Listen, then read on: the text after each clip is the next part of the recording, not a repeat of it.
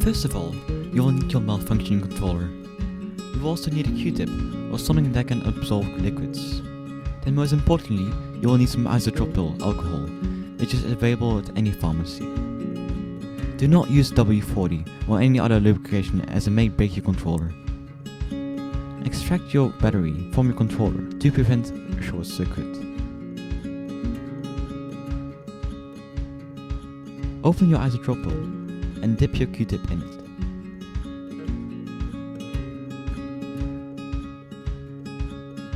Then gently rub it underneath your joystick, like so.